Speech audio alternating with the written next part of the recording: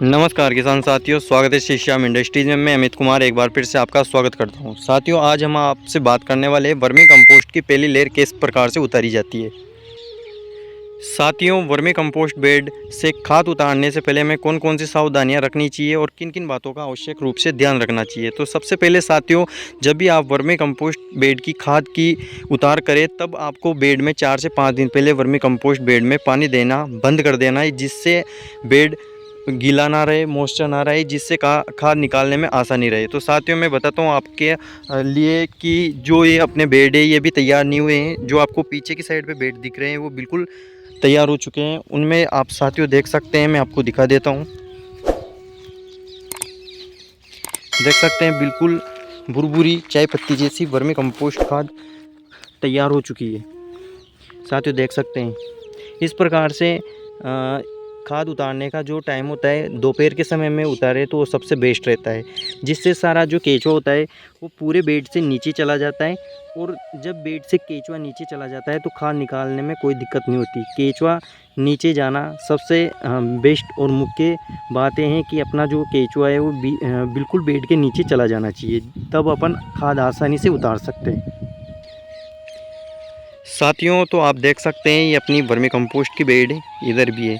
तो सबसे पहले खाद उतारने से पहले हमने बेड में पानी देना बंद कर दिए थे। लगभग 5 से 7 दिन हमारे बेड को हो चुके हैं। जितना टाइम आप बेड में पानी देने का बंद कर दोगे वो उतना ही बेस्ट रहेगा, क्योंकि खाद निकालने में कोई परेशानी नहीं आती।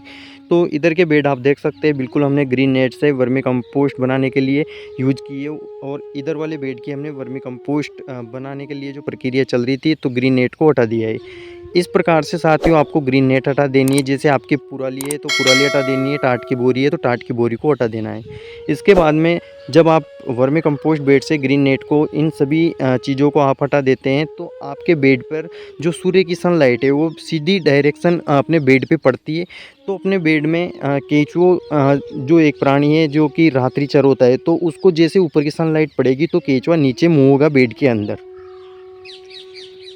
तो साथियों, जब अपना केंचुआ बेड के नीचे चला जाता है तो अपना काम और भी आसान हो जाता है। जब हम बेड में पंजा करते हैं, पंजे की सहायता से अपन खाद को ढीला करते हैं, जिससे हमारे सारे केंचुओं को कोई परेशानी नहीं होती और अपने केंचुए कटने की समस्या वहाँ पे ख़त्म हो जाती है। अगर अपन डायरेक्ट बेड में से नेट हटाने के बाद में अगर थोड़ी देर धूप नहीं देते हैं तो अपना केंचुआ ऊपर होता है, जिसकी वजह से अपने केंचुए जो अपना पंजा है उसके ऊपर लग जाते हैं, जिससे हमने देखा है कि ये प्रैक्टिकल किया हुआ है। जो केंचुए होते हैं वो ज़्यादातर ग्रीन नेट हटाने के पश्चात ऊपर की सतह पर ही होते हैं। तो इसके लिए अपन को 5 से 10 मिनट का टाइम लेना है, जिससे हमारे जो केंचुए हैं उनको धूप की रोशनी मिलने से वो बेड के नीचे चले जाए।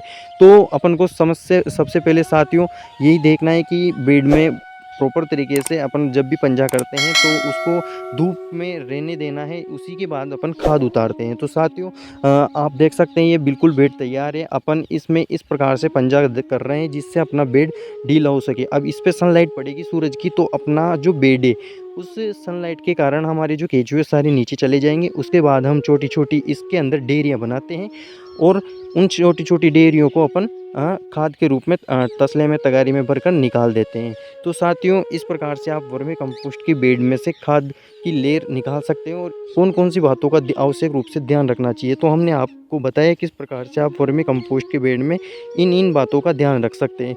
जब भी आप खाद निकाले पंजा करें तो उसमें आपको पंजा देने के बाद में बेड को कम से कम 5 से 10 मिनट के लिए गैप दे देना है, जिससे आपका जो केंचुआ है वो बिल्कुल बेड के नीचे चला जाए। और आप जब खाद की पहली लेयर निकाले तो उस खाद की पहली लेयर में आपका केंचुआ मरे नहीं और खाद के साथ आए नहीं। तो साथियों, आशा करता हूँ आपको हम दूसरी जानकारी फिर देंगे। 8 दिन के पश्चात हम वर्मी कंपोस्ट की दूसरी लेयर निकालेंगे तो आपको मैं बताऊंगा किस प्रकार से आप बेड की दूसरी लेयर निकाल सकते हैं। तो आप वर्मी कंपोस्टिंग की छोटी छोटी जानकारियों से जुड़े रहने के लिए अभी आप हमारा Instagram, Facebook, YouTube channel subscribe follow कर लीजिए, जिससे आपको आने वाली वीडियो की नोटिफिकेशन आप तक पहुंच सके।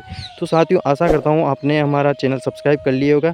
तब जुड़े रहिए और ज़्यादा से ज़्यादा सभी किसान साथियों के साथ में हमारा वीडियो शेयर करिए। शुक्रिया दोस्तों, धन्यवाद।